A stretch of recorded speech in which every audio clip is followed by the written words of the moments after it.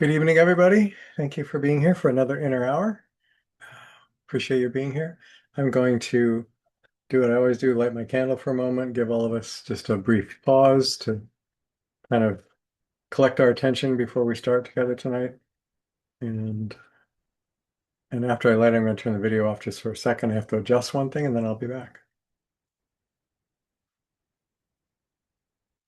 Well, love these matches.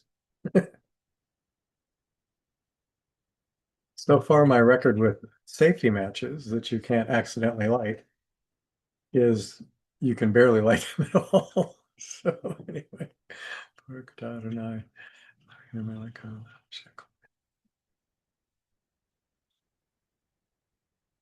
Thank you.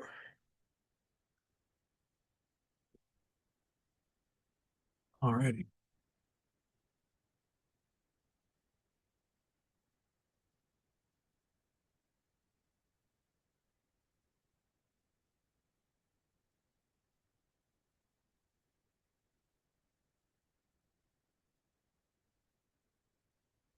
Okie doke. So we're continuing and maybe ending our Great Souls from History series tonight. I'm considering one more the next time, but probably not. We'll probably wrap this up. Uh, so tonight, and then we'll do a new series, of course, and we'll announce that. If there are any particular souls from history you're interested in that I didn't bring up and you'd like me to make sure you email me or text me this week, and maybe I'll fit that in for one more time. But anyway, before I forget, next week we will not be having an hour. That's on the 14th. Then we'll start up again on the 21st, and then we should have a pretty good run without interruption. This is graduation season and wedding season and baby baptism season, and in our family there's a lot of stuff in May and June. So no inner hour next Sunday, and then we start up again on the 21st.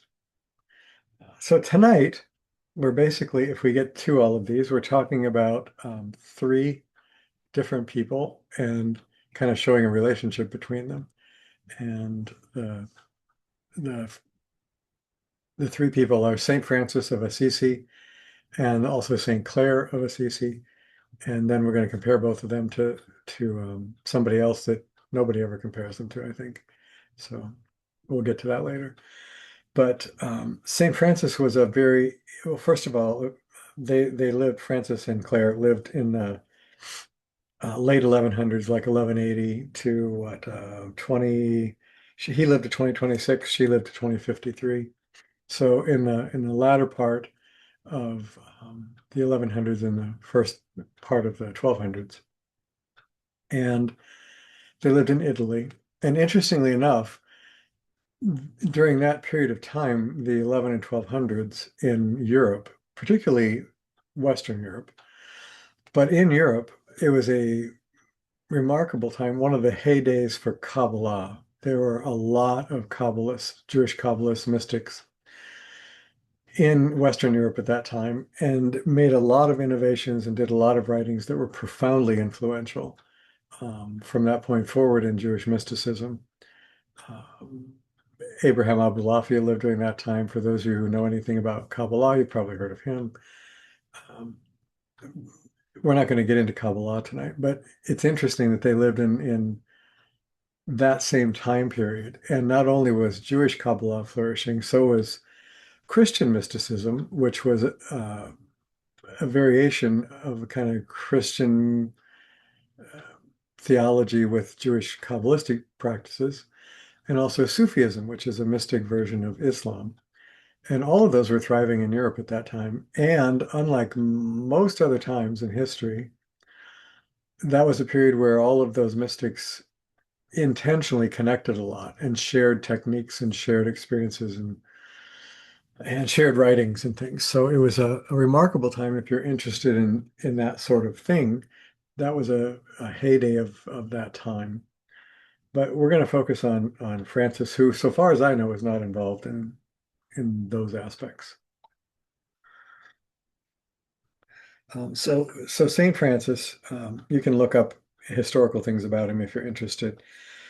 His birth name was Giovanni, And long story, but there were multiple different regional armed conflicts and wars in Italy during that time. And he came out from his village as a knight and fought in one of those wars.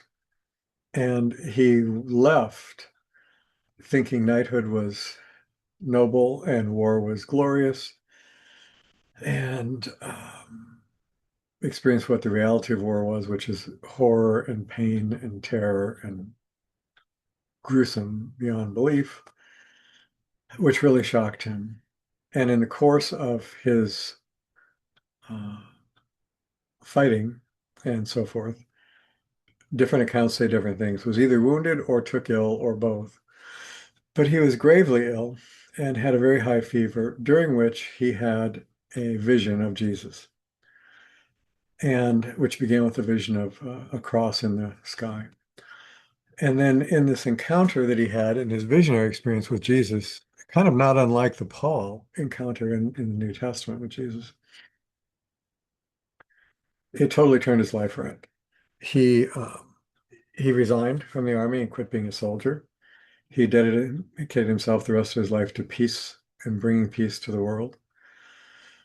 Uh, his family was quite wealthy. His father was a clothing merchant and had other holdings and was very successful by all accounts, what we would now consider wealthy, and publicly renounced all of that wealth. And you've probably heard the story, maybe you haven't, but Francis was also eccentric in many ways.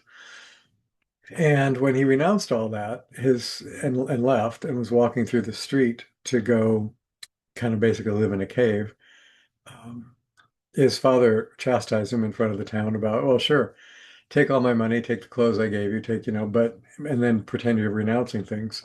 So he literally stripped naked and handed all the clothes he was wearing back to his father and said, I'm taking nothing of yours now. And so he left, and pretty radical. Uh, he ended up um, doing a number of other things. And basically, what he was trying to focus on is, what would Jesus want me to do? And he believed that Jesus and his apostles all lived in poverty. I will tell you, as an aside, that's not so. Based on the best historical evidence now available, that's not correct. But that was the assumption back then, and continues to be the teaching of the Catholic Church. The Catholic Church was very strong in his day, running both state and political things, and wealthy, wealthy, wealthy institution. And the Pope was surrounded with wealth and pompous, that's not the right word, but maybe it is, but grandiose clothing, grandiose rituals, grandiose big scale productions in their worship services and so on. And the Pope literally sat on a throne, had multiple robes and a crown mitre thing. And it was very ornate, and it was a spectacle. So Francis comes along in the midst of that and is devoted to God, which to him meant also devoted to the church.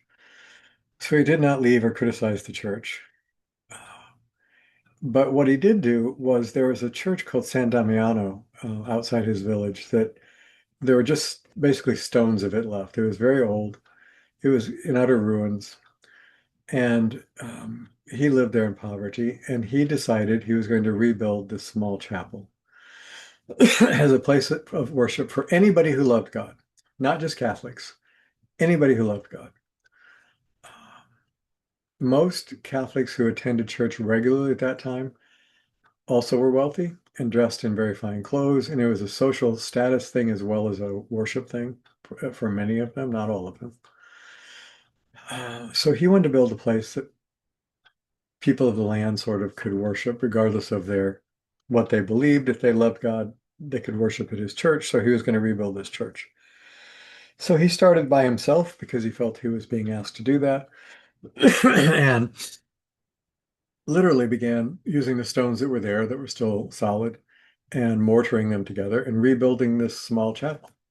And he found other stones and began doing that. And the people all thought he was crazy, or at least many of them. So, and nobody wanted to talk to him or help him. They thought he was too weird. And so what happened was when the children were out at play in the nearby in the village and in the nearby fields, they would come see him and they loved him and he loved them.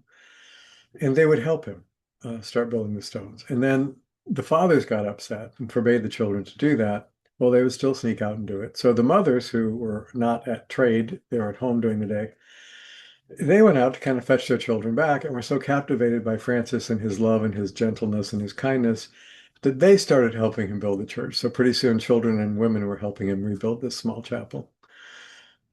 And some men eventually, of course, joined too. Then the chapel was rebuilt, dedicated to Jesus and to God. And they started having very simple, very non-ornate, very non-elaborate, very simple prayer services and Eucharist services there, which Francis led. He was not authorized to do that. He was not a priest. He was not a friar. He was not anything. He was a Catholic, but that's what he felt God was calling him to do. So that's what he did. And contrasting that with the very wealthy, very ornate, very pompous, very, in many ways, arrogant Catholic Church in his region at the time, local people felt more welcome, especially if they had questions or doubted some of the Catholic doctrines. They felt more welcome at Francis Church because his criteria was, are you looking for God and do you love God? And then anybody was welcome. And they never really felt like that. So that chapel started flourishing. And pretty soon, the attendance at that chapel got so big that they couldn't fit everybody inside. And the worship at the local ornate Catholic Church dwindled and dwindled and dwindled. And as things got more and more popular, Francis began to draw more men around him who wanted to help him and be like him. And he said that if they wanted to join him, they had to commit to celibacy like he had, and to a vow of poverty like he had, and to a vow of obedience, that they would obey what they felt Jesus and or God was calling them to do and try to serve people. So he started kind of an informal order that was not authorized by the church at all.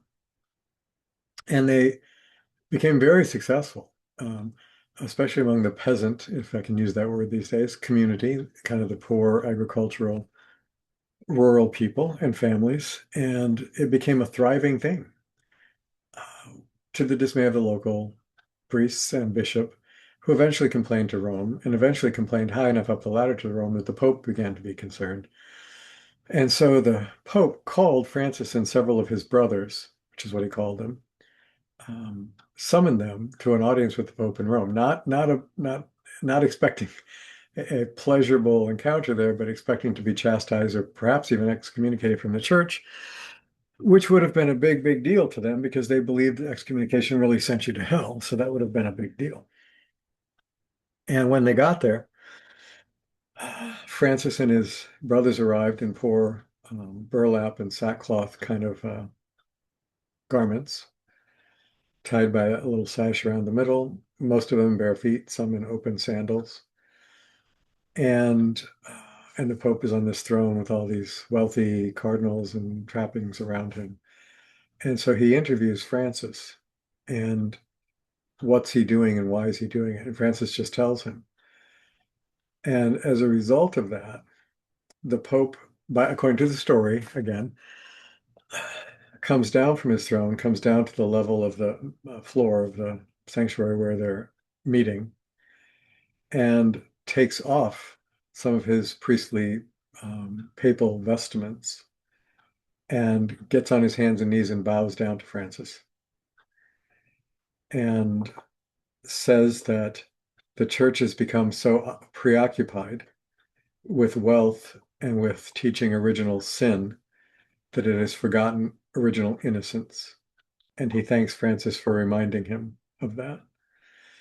And he declares that the brotherhood that Francis has set up will now be an officially sanctioned Catholic order called the Franciscan Order of Friars, and which is how that began and still exists to this day. So there are lots of stories about Francis doing miracles. doing healings. There's lots of sweet encounters that happen with him. There's a brother whose name I don't remember anymore, who was one of his early members. And he's clearly very distressed. And Francis finally talks to him about, well, clearly you're really disturbed. What's bothering you?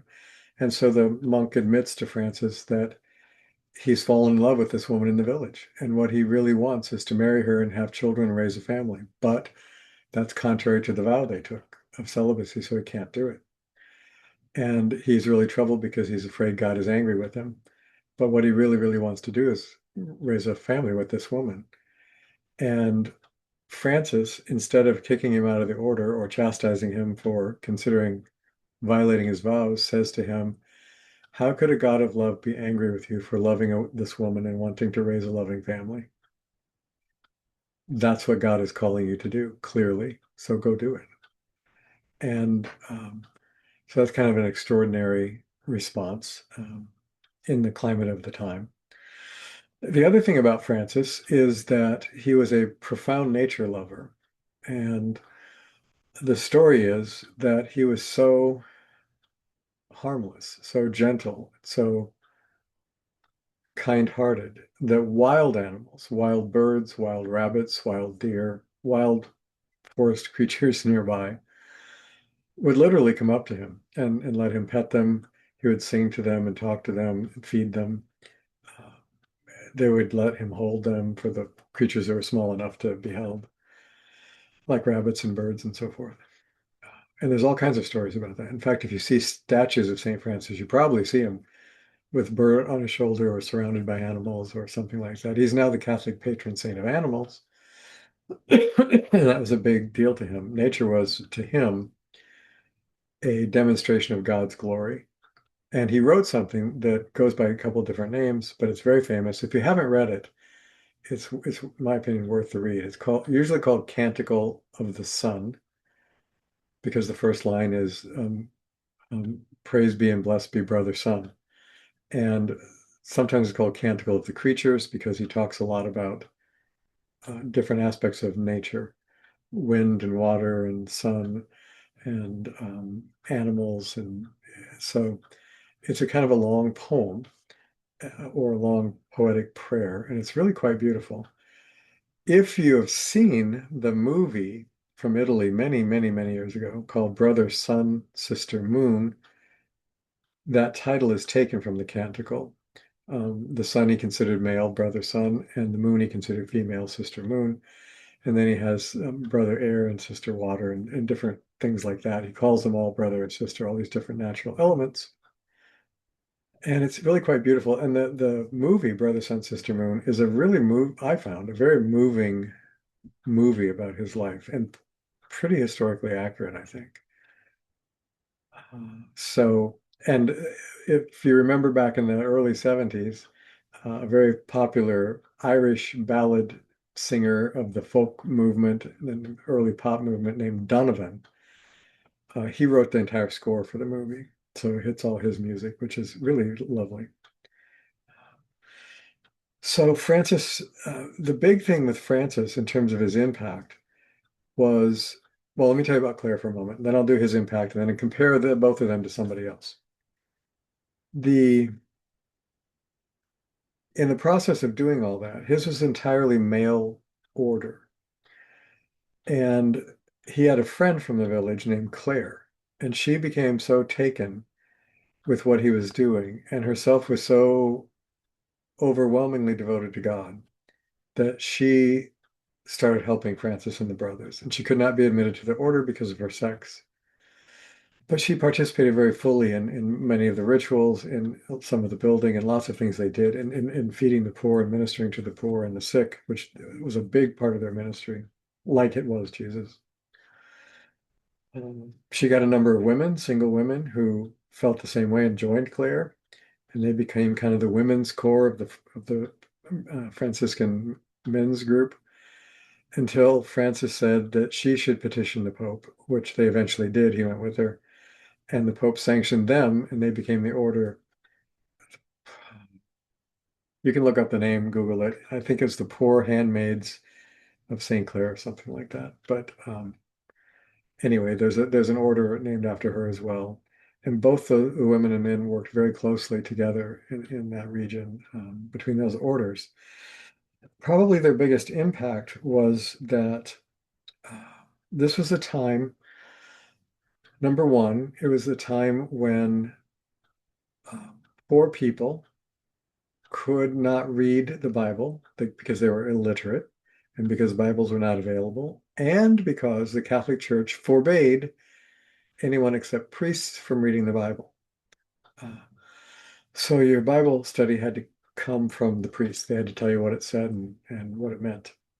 And you had to have priest intercede for you with God. You couldn't connect directly with God. That's what the priesthood was for, and you had to go to them. And you had to go to them for indulgences, which meant if you paid them a certain amount, they would say prayers that would atone for your sins, and then you wouldn't go to hell. That became such a common practice that led to Lutheranism. When Martin Luther went, oh my God, you can't sell the favor of God. What do you, what's wrong with you?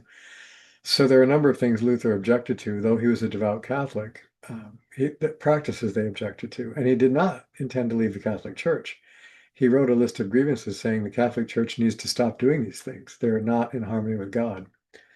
And the Catholic Church got so upset they kicked him out. They excommunicated him. That's how the Lutheran Church started. So, so the church was in many ways glorious and wonderful and preserved literacy, preserved the idea of hospitality and medical centers. The churches were the first hospitals. They were the first inns for travelers in a dangerous time. They did a lot of really good things.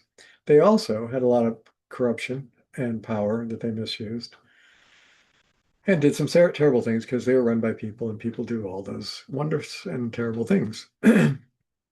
So, uh, but in this time of great wealth and wealth being power and power being respected by the church, Francis comes along and says, that's not what God wants. God doesn't want any of that. God doesn't care about any of that. God wants people's hearts, not their pocketbooks. And you don't need to be wealthy to love God. You don't need to be wealthy to hear, I'll read you the Bible. And so he would read, to people. He would quote stories from the Bible to people. So he began an educational process as well, including women, which was also not common at that time. So he did a lot of things, innovations with women in their spiritual practice and studies. He did a lot of things with making the common person feel like God actually cared about them, not about the high priests and the cardinals and the wealthy people, but cared about them, just the everyday person, and that they didn't have to have any special holy qualities for God to love them and provide for them. And that the way that they could draw closest to God was through joyful service and prayer. That was more important than education. It was more important than study. It was more important than attending ceremonies and rituals. Just simply loving God, trying to help people, and being joyful, living the most joyful life you can, and being as much help to people as you can in your life. That was how you drew close to God.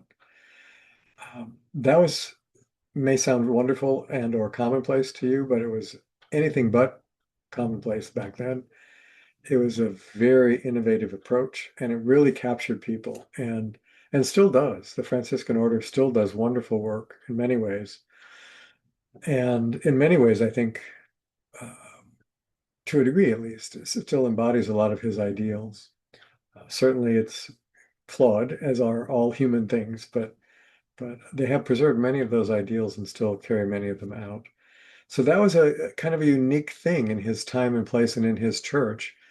This idea that you can draw closest to God by simple devotion, by acts of loving kindness, and by being grateful for your life and living a joyful life.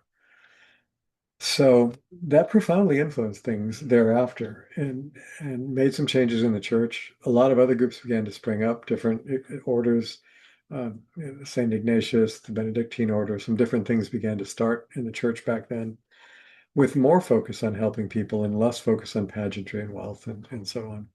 So big impact. The one I want to compare both of them to, and then I'll stop, is someone you may be very familiar with or may not have ever heard of. He was a Jewish mystic And he did not live in that time period. He lived in the late 1700s and not in Western Europe, but in Eastern Europe. And his name was Rabbi Israel ben Eliezer. He now is known as the Baal Shem Tov.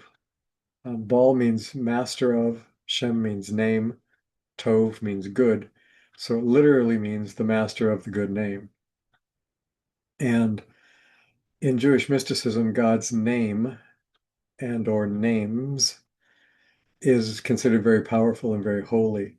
And it is used in many, many, many Kabbalistic practices for chanting, for writing it out and concentrating on the letters, for doing permutations of the letters, for chanting permutations of the sounds of the name.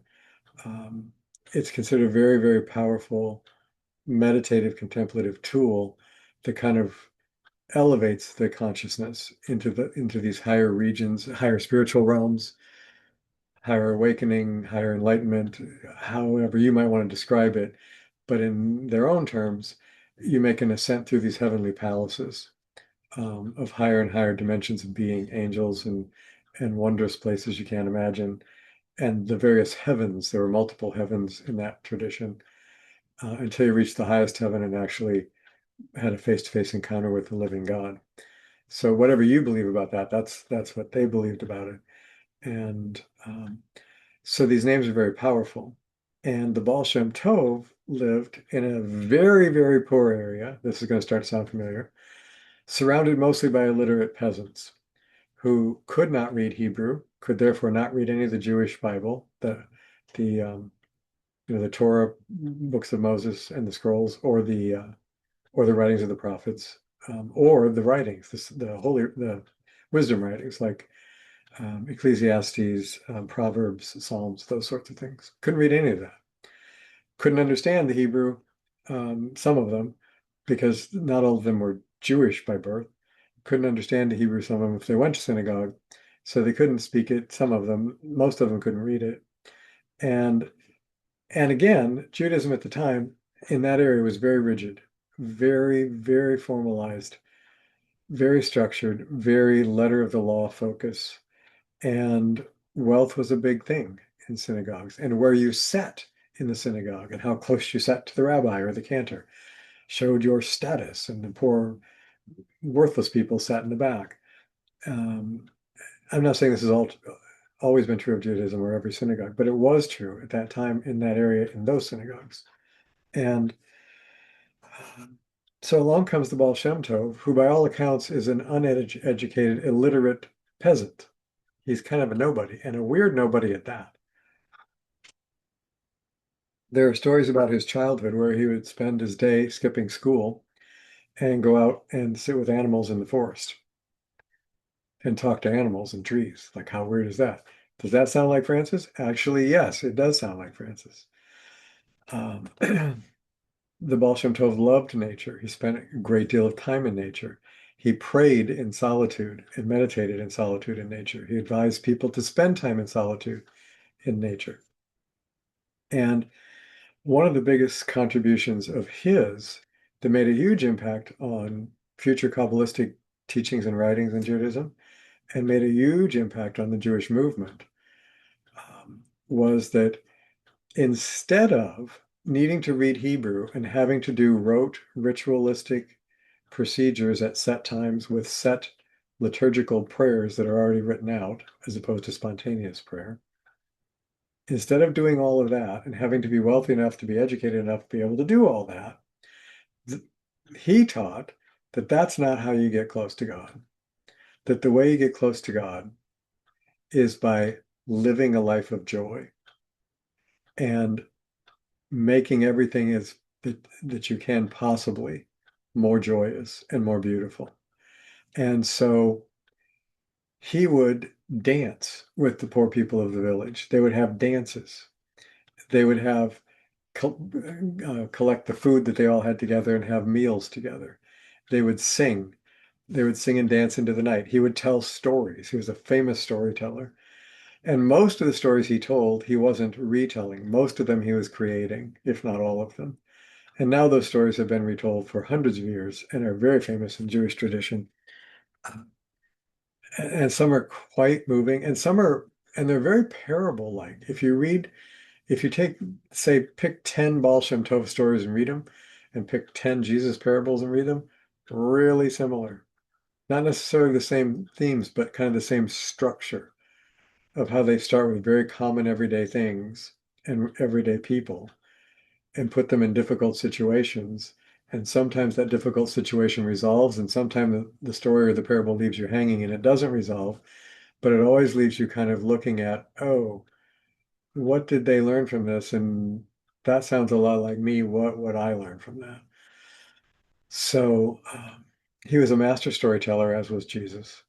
He taught that celebrating life, being kind to people, and and using music and dance was a better way of communing with God than formal study and ritual, which was not well any better received by the synagogue authorities in his day than was Francis initially by the priests in his day, because it kind of made all of that less important. And as long as you wanted to get close to God, and as long as you were grateful for the life God gave you, and as long as you tried to celebrate that life and be good to people in your life, that's what God wanted, which is really what Francis said and really what the Baal Shem Tov said also. And as simple as those things were, they were radical. I mean, really radical in their day. And like Francis, the Baal Shem Tov got a larger and larger and larger following. He did end up having, like Jesus, a set of chosen disciples that he would teach in private, as did Jesus with his, and share with them things that he did not reveal to the public, as Jesus also did. And he talked about that as being secrets of the kingdom, how to access this inner kingdom and make the soul ascent into these higher regions, as did Jesus. What he taught there was not written down at the time. Nothing was written by him. Well, actually, we have one letter. We have one letter of his in existence that he wrote to his brother-in-law. But fascinating letter. But he didn't write any books. We do have some of his disciples who wrote about what they learned from him. So we have kind of like a Jesus thing, where some of his disciples wrote about it. So we have that. But the real inner essence of what he taught in secret to them, we don't know, just as we don't know what Jesus taught in secret to his apostles either. We can make some guesses based on what they wrote about him, what they did, and maybe kind of get a sense of it, but we don't really know what those things were. So, and the Baal Shem Tov was highly revered. He was considered a very, very holy man. In Catholicism and other churches, we have people we call saints, which are especially blessed and sanctioned by God and do miraculous holy work. Doing a miracle is one of the qualifications for being a Catholic saint. In Judaism, mystical Judaism, they have something called Lamed Vav Zadok, or in plural, Lamed Vav Zadokim. Lamed Vav is just two numbers. It means 36. Zadok means righteous. And the Lamed Vav Zadokim, the story is that there are, at all times in the world, a minimum of 36 righteous souls who know God. I'll get right to you guys in comments, really, just one more second. And that it is because of their presence that the world stays together and is not overwhelmed by evil and darkness. The other thing I want to say about the Baal Shem Tov, which is really critical and essential in his teachings, is he taught something called devakut, which is a Hebrew word, and doesn't have a real direct translation in English. Probably a good way to translate it to get the connotation of it is glued to, like fastened to, like stuck together. And the idea was to attain devakut. And whether you were washing the dishes, um, planting a crop, giving birth to a baby, raising a garden, talking to a friend, comforting someone, going to visit the sick, struggling with something yourself, whatever you were doing, you were to do it glued to God. That God was to be foremost in your mind and heart in everything you did all day long, no matter what it was you were doing. And that concept of continually turning your attention back to God and being as glued to God as possible in everything you did was, though Francis didn't call it by that name, something he certainly demonstrated. And though Jesus didn't call it by that name that we know of, he certainly demonstrated and advocated. So I think there's a huge connection between the kind of consciousness and message Francis brought to what Baal Shem Tov brought to his community, to what Jesus brought to his community. And I think that there is that message has been given by God through many different prophets through the ages, and people are still struggling to take it in. Anyway, Nahama and Shuli, go ahead.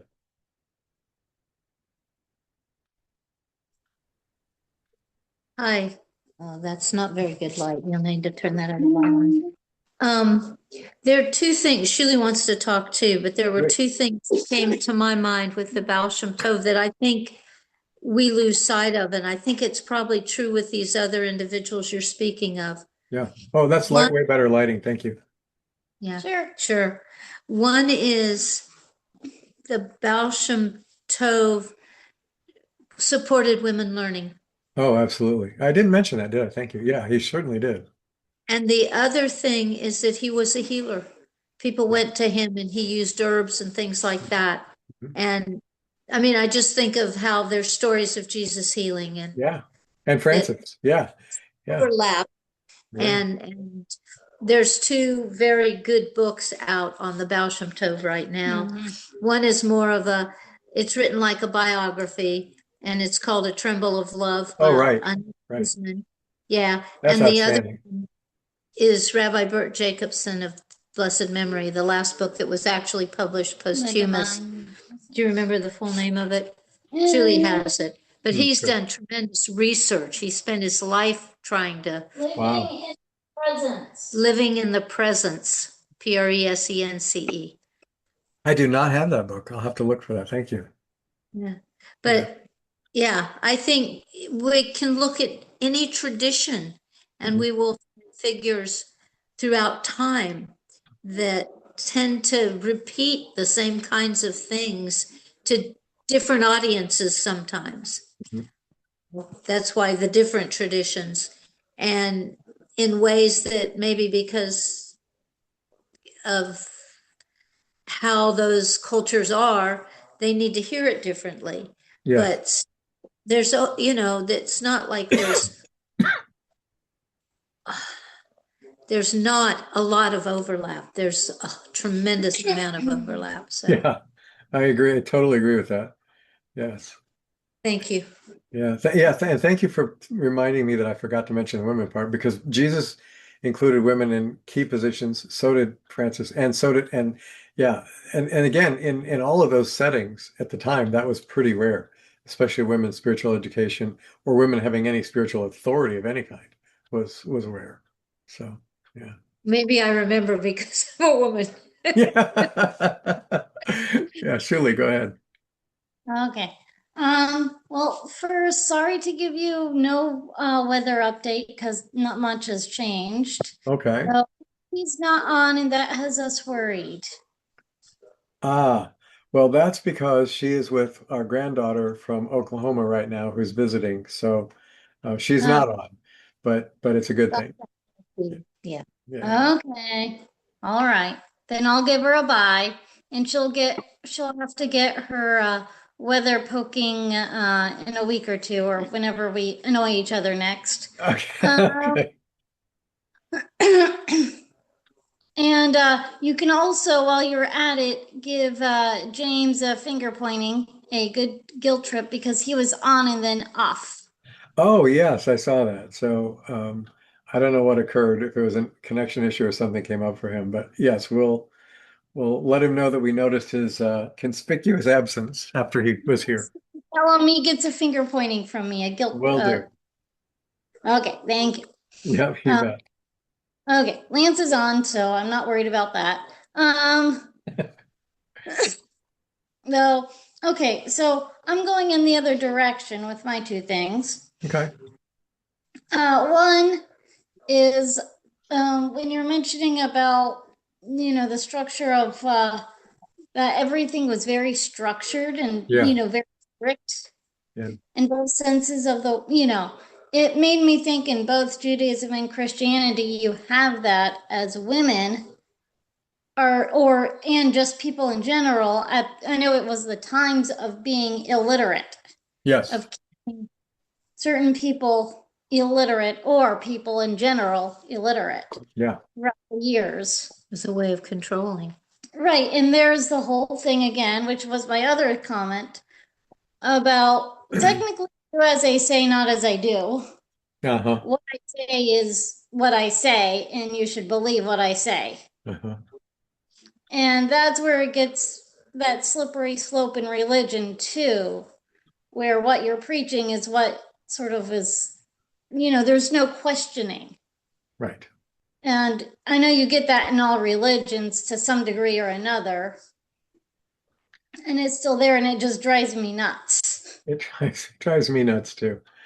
I have to say my personal experience with Judaism is Buddhism and Judaism are the two main faiths that I have found that the least in. Christianity and Islam are both really not, over my experience with mainstream Christianity and Islam is really not fond of questions, not welcome. And I've not found that in Judaism, and I've not found that in Buddhism either. So I don't know if that's really true across the board, but I think probably it is. We went years ago, I went to a study session with a rabbi leading, and some people who had learned with him before had asked if they could come. They were from Christian backgrounds. And he said, yes, but you have to understand we're looking at Jewish themes from a Yes. Jewish perspective. Yes. And I said, that's okay. So after my first coming, That was before I afterwards, came. one of these people came up to me and she said, oh, I hope you're coming back. And I said, oh, yeah, I'll be back. She says, oh, good. This is wonderful. We get to ask questions. Wow. Wow. And that Yeah. was really Yeah. powerful for me because I'd heard those things Yeah. about certain traditions, Yeah. Oh, but yeah. I Yeah. heard it from individuals Yeah. who were part of that. Yeah. Right. And I I was thinking Go in ahead. Orthodoxy and Jewish Orthodoxy, it's a woman are put in their places, so to speak. Yeah. It's dominant. So you could do it in that sense of That's true. That's true. they go in Yeah. not really asking questions. And I Yeah. mean, because women have their own groups. Right. Right. And Yeah. it's just like, but Yeah, that's true. And I've only been to one Orthodox shul, so I have very limited experience with that. But most of my experience has been with conservative or more, or reform or renewal or, that genre, which is more open. Yeah. I don't know the Okay. right good word for it, but that's Yeah. yeah. right. Thank you Thank you. both. Yeah, thank you. Thank you. Good. Allison, hello, dear. Hi there. Hi, everybody. Um, I wanted just to share that did the person who said there's no audio, is that me? Or is that you? Suddenly they don't have audio, Stephen. Someone in the chat. Let me look, because I didn't see it actually. Oh, Lois. Lois. Hmm. I wonder, does Lois, if you can hear me, does it mean you don't have audio when you try to talk, or does it mean you not hearing me? And if you can't hear me, you can't answer this. But if you can hear me, um, yeah, I don't know what that exactly means. So you could either text again if you heard me at all, or I mean, chat in the chat thing, or maybe somebody. I'm assuming everybody's hearing me because people are responding. So I don't think it's that you can't hear me, but maybe it is. And if you can hear me, Lois, and want to, good. I'm getting other people that, okay, Lois is able to read the captions. Okay. So she's not hearing us, but she can read captions. Okay. Okay. I wonder if there's a setting that Yeah. accidentally has been triggered. Yeah, probably. I don't know what device you're on. I'm assuming you're still reading the captions here. Depending on the device you're on, you'll have to have both the sound feature on your device turned up so that it's active. And you will also, in the Zoom, you'll have to go to Zoom settings also and have the audio turned up there. Either one of those could be turned off, and then you won't hear anything. And there might even be some other settings, depending on which operating system you're using, that might need adjusting as well. But I'm glad you can see the captions at least. So it does a fairly decent job. As you can tell, it doesn't translate things perfectly. Sometimes they're pretty funny, but you can kind of get the gist of most of it, I hope. So thank you for pointing that out, Allison. I appreciate that. Okay. Is it okay if Yeah, I go say for it. something? Okay. Yeah. I want to preface this with, I am no scholar of Methodism, and this is not to say that the Methodists are doing anything any better than anyone else. But there were two important things that this, your description of these people just reminded me of. In a much later time, in the 1700s, maybe even late 1600s, the founder of Methodism, John Wesley, he and his brother Charles, they also noticed that the Church of England was all about the status and the money, and who could do what and who was not allowed in the doors. Because they weren't clean enough, they weren't dressed decently enough, that kind of thing, and absolutely, prohibited from the Church of England services. Right. And he absolutely just felt that was wrong and was not in keeping with how he'd been raised and what they'd been taught and what, who was supposed to be served. And so he actually started with just a small group of people, and they were considered total weirdos in one of the, whatever college they were in, Oxford, I think. I think it was Oxford, yeah. And anyway, and almost kicked out, but people tolerated them. And some of those parallels were so interesting, and not all groups of Methodists are the same, but the group that I was raised in, and then my current church, also and now the United Methodist Church, we are taught that questioning, searching, seeking truth, seeking honest answers, seeking from God, seeking from other people who know things. We were taught that was our job as a Christian, because our job, our role was to constantly be on a path, not to attain, but on a path to perfecting our faith, right, so that we could help the transformation of the world. Right. Yep. And so just some of those concepts just really reminded of that. And I wanted to be sure you knew that this is the only branch I've known, but there is definitely a branch of Christianity that believes it's your job to question, and it's your job to seek, and that they welcome that. I was very surprised in junior high and high school, especially when talking to other friends who went to other churches, that they were, no one could ask questions or doubt. And in fact, they talked about that doubt. There's a phrase, and I'm not going to remember it exactly, but in our branch of Methodism, that doubt is actually a sign of faith in the making, or something like that. Right. Anyway, so we are very imperfect and have chosen incorrectly in so many times and places. The Methodist Church has. Finally, we've chosen, I believe, correctly, to full inclusion of anyone who wants to come in, or anyone who wants to be served in our programs.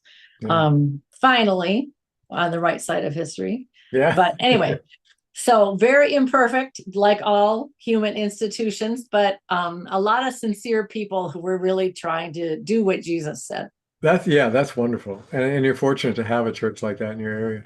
I grew Yes, up I in the am. I grew up in the Methodist Church before it became United Methodist Church. Yours And was, I think, a lot more conservative, it sounds very like. conservative. Yeah, Yeah, very and conservative. ours never was. Yeah. The original Methodist church that I was in was very, very conservative and forbade a lot of things. You couldn't drink, you couldn't smoke, you couldn't gamble, you couldn't play cards, you couldn't dance. There were a number of you shall not do things that were not biblical, of course. They were church restrictions. But but then later, while I was in a later part of my childhood and early teen years, um, when I still lived at home with my parents started going to a different church that was closer to them after we moved, and it was a United Methodist church, and it was great. I loved the minister there, and it was much more. It's like what you're describing. You know, if you went to one of his Bible study classes, you could ask him questions. He wasn't offended. It's like, I don't know if I believe that. He wasn't like, oh, what do you mean you don't believe that? You know, what I mean, he's like, well, why not? What's difficult about that? Or how can I help you understand it? You know, and yeah, he was great. But I have a number of experiences with Baptist churches too, and none of them have been like that in my experience. The few Catholic churches that I were involved in, it's a paradox for me because the Catholic Church, in practice, in many local parishes, is very controlling and very restrictive and very non-open to new ideas. And yet,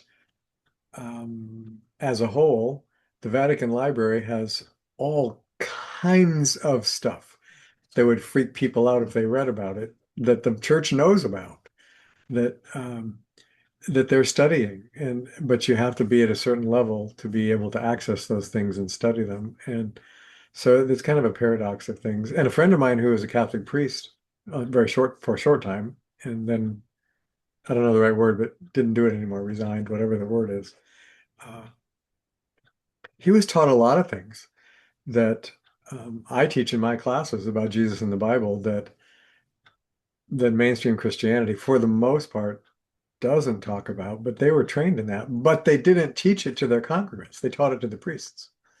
So, but you're really fortunate to have a church like that. I'm glad you do. And I've had some like that too, which were great. Um, and more, I think many traditions, at least here in the United States, many American churches are,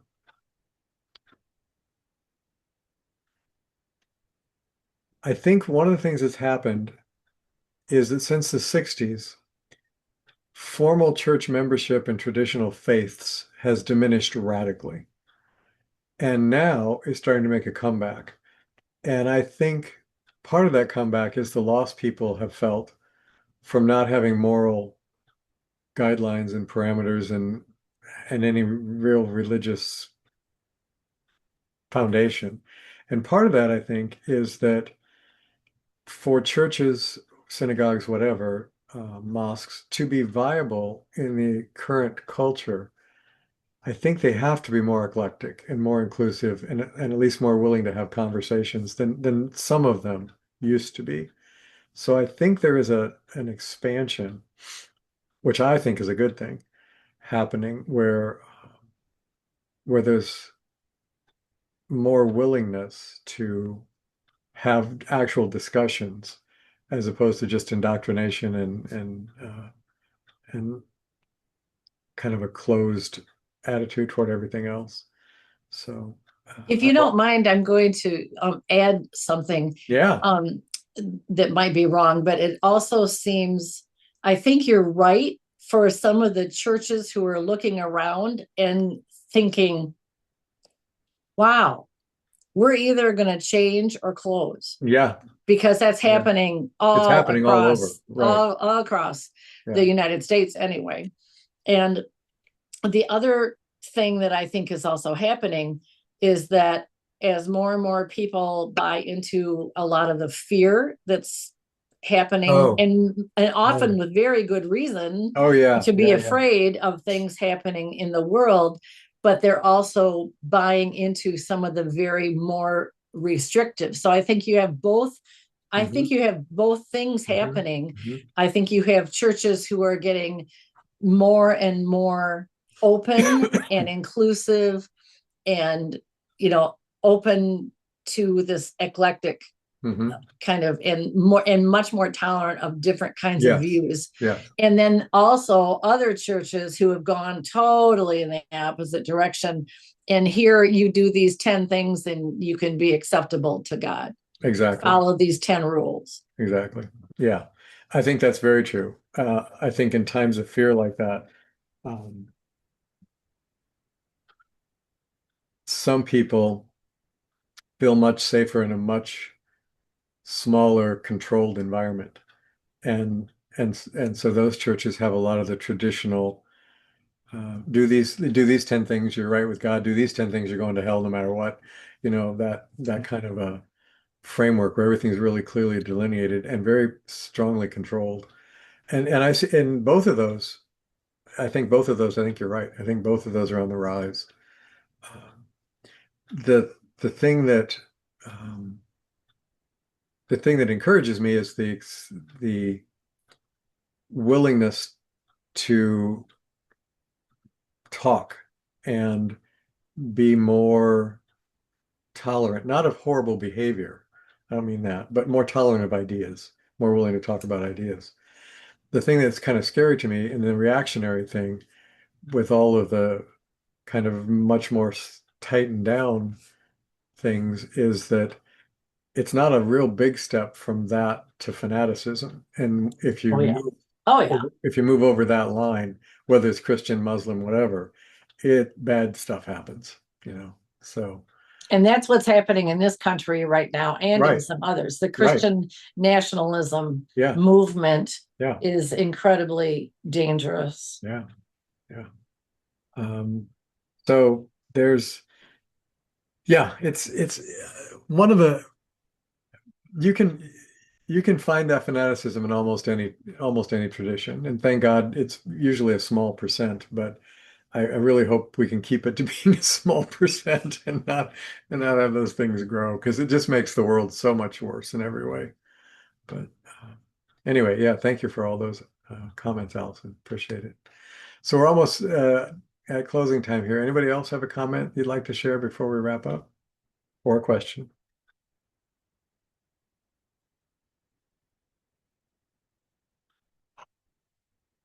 Hey, Stephen, this is Liz.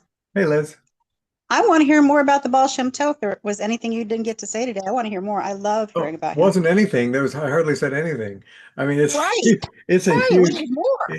it's a huge, oh my gosh, yeah. Yeah. He was a remarkable individual, and he spawned a movement, chesed in Hebrew. The word chesed is sometimes translated as love, although that's not really it in Hebrew. There's another word for that, ahava.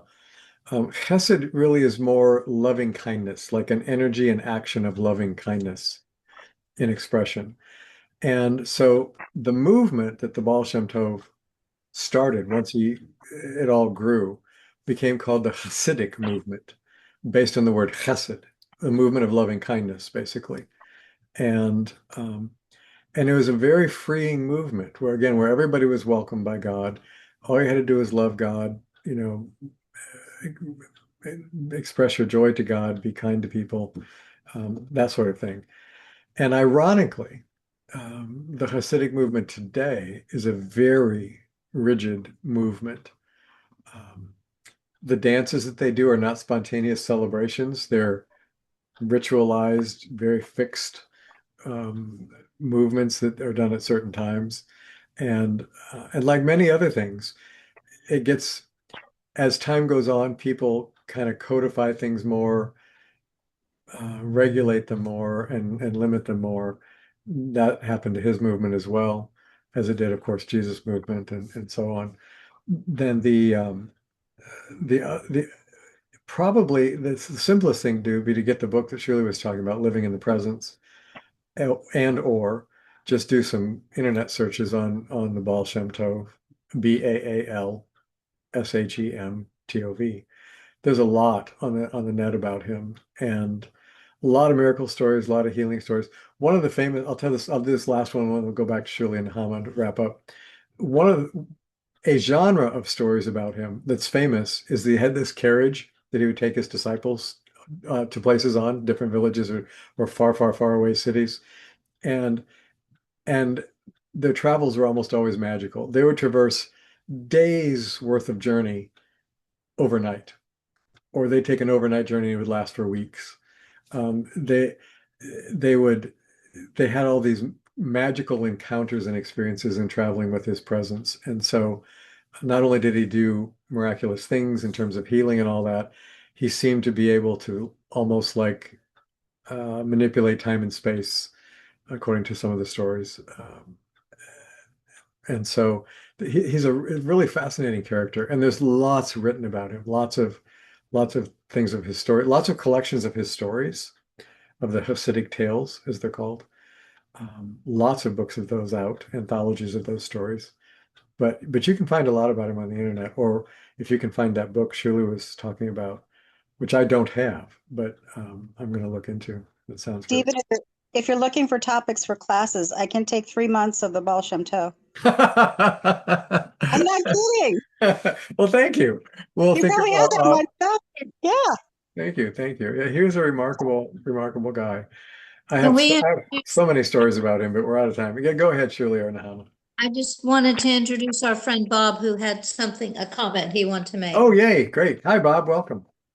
Sorry, I had to step away This from is Stephen. Hi, Stephen. Uncle Hi. Stephen. He's my uncle now? Hey, No. Yeah, there you go. I thought I've got to get some money from my Uncle Sam, so why not from my Uncle Stephen? You'd probably get a lot more out of Uncle Sam than you would me, sad to say, but yeah. But seriously, I took a trip to Paris, France for 10 days and went around the city itself. I didn't go anywhere else in France, but just to Paris. Mhm. Tons of different time period of churches there. And Oh, I yeah. went to a few of them. But I picked up from them when you brought up the point where the people couldn't read or write or couldn't do anything, and you brought up about the I call them ministers, but you know the people, the Franciscans and all the church people. Yeah. They would point to the stained glass windows, and they will point to the different statues or carvings or whatever in their churches to help them see something visual. And ever since then, I go to churches on my way and take pictures of them to see what they're trying to tell in that particular denomination. Yeah. So I wanted to bring that into the mix. That's really good. Yeah, that's really good. That's an interesting study in itself. The iconography of different Russian Orthodox, for example, has lots of that. Lots of portraitures, lots of statues, lots of stained glass things. And Where the Vikings are and all the Vikings churches are yeah, tremendous. yeah. I would love, I've never been to see one of those. I would love to be able to see some of those. Yeah. But that was very important. That was an important inspirational means, those visual means, and also important storytelling means. So that's a great point. Thank you for bringing that up. Thanks for letting me share that. Oh yeah, And anytime. You're welcome anytime. Shirley, you're up. Mommy was the one who mentioned the book title. I just told her the name of the book title. She was the one with the books. Yeah, but you knew the book title. I was looking over at it to make certain she was saying it right. Tell me the author again, because I don't remember the author already. Of the second book, Yeah, the Living in the Presence book. Rabbi Bert Jacobson. Bert Jacobson. Okay, thank you. Blessed memory. Yeah, thank you. Last thing he worked on, and he'd worked on it off and on throughout his life. Wow. And his wife published it posthumously. Oh, talking about publishing, they're making me read your book, Stephen. Oh, I'm sorry. No refunds. I'll tell you how I enjoy it later. Oh, please do. Yeah, I'm seriously, I mean, all kidding aside, yeah, I would be interested in any comments you have. So thank you. That'd be great. They have my email and my text numbers and all that stuff. So feel free to reach out in any of those ways you'd like. There you go. Thank you very, very much. You bet. I'm feeling warm and cuddly. Oh, good. Good. I'm feeling hungry. I haven't had dinner yet, so I'm gonna go fix myself some food after we're done. Oh, oh. It's 8 o'clock here, in case anybody's wondering, based on your time zone, what it's 8 here. So, all righty. Well, love you guys. Thank you very much. Appreciate your participating and being here. Remember again, I won't be here next week, but then I will the week after that.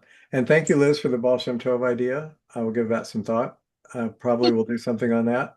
I would need to either have Nahama and Shuli teach most of that, or I would need to bone up on my Baal Shem Tov better, because it's been years since I read most of his stuff. I don't mean his writings, but the writings about him. It's been a long time since. We'll give you guys time to figure it all out, the three of you, and All right. I'll be glad to hear what you come up with. Thank you. Okay, sounds good. All right. Can you put me on the mailing list? Oh yeah. The simplest way to I will send you it'll be Robert Fierstein, his Great. email address. You're gonna text me or email me? I'll text it to you. It'll probably be, you'd rather get it as an email. No, text is great. Yeah. Okay. So Okay. that's Thank perfect. you. Thanks so much. Yeah, I'll be glad to do that, Bob. Thank you.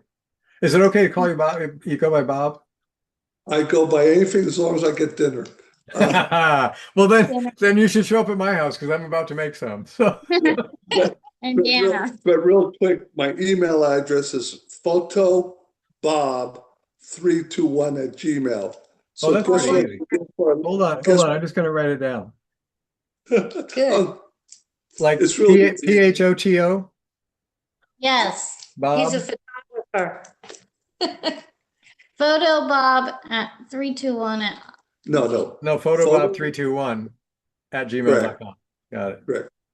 Yeah, Gotcha. what it is, I did photography my whole life. And in my retirement, guess what I do? Photography. That's funny. I will do that, Bob. We're, as I said, we're not gonna be here next week. We're getting ready for some big family stuff and graduations and things. So if you don't get anything this week, it's because I haven't had time to do it, but I'll do it as soon as we're done with all that. So it might be 2 weeks, but I'll get you in there. All right. Okay, thanks.